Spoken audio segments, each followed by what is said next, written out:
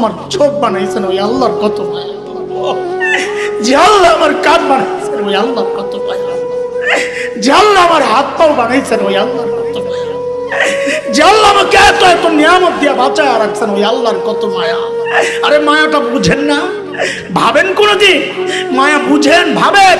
আমি আপনি যখন দরজা জানলা আটকায়া ভেতরে গুনাহ করি, ভেতরে গুনাহ চলছে, ওই গুনাহ অবস্থায় আমার মালিক দরজার নিচে দিয়া বাতাস আর অক্সিজেন পাঠায়া দেন যেন আমি মইরা না যাই।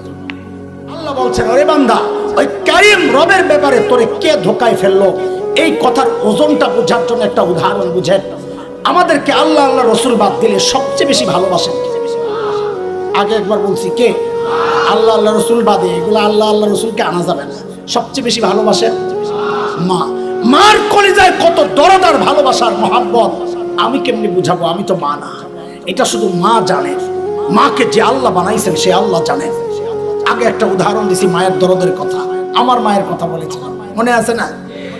আমরা এটা বলতে পারবো না, তবে কোরআন সুন্নাহ পড়ে মাসআলা শিখে যেটা জেনেছি অনুমান করতে পারি মার দরদ কত। যেমন একটা মাসআলা আপনাদেরকে শোনাই। একটা মাসআলা তো এমন, কোন সন্তান যদি বাবা মার আগে ইন্তেকাল করে তো বাবা তো সন্তানের লাশের পেছনে পেছনে যেতে পারে, বাবা তো সন্তানের কবরেও নামতে পারে। বলে কেন? বাবার কলিজায় কি দরদ মায়া নাই, ভালোবাসা নাই? বলে আছে।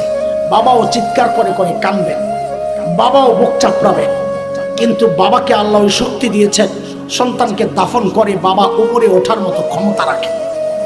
কিন্তু কোনো মায়ের জন্য সন্তানের লাশের পেছনে যাওয়া চলবে না, কোনো মায়ের জন্য সন্তানের কবরে নামা চলবে না।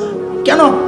দুনিয়ায় এমন কোনো মা নাই যে সন্তানকে দাফন করার জন্য কবরে নামবেন, সন্তানকে দাফন করে সুস্থ অবস্থায় উপরে উঠবেন, এমন কোনো মা নাই। নিজেও লাশ হইয়া শুয়ে পড়বে।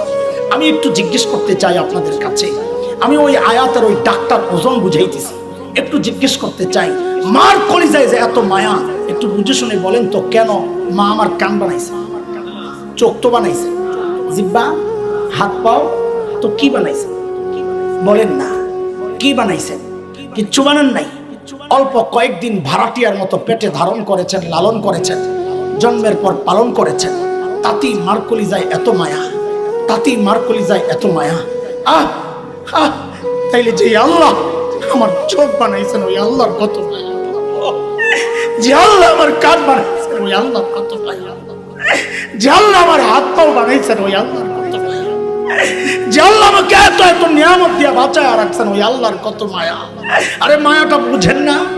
ভাবেন কোনদিন? মায়া বুঝেন? ভাবেন? আমি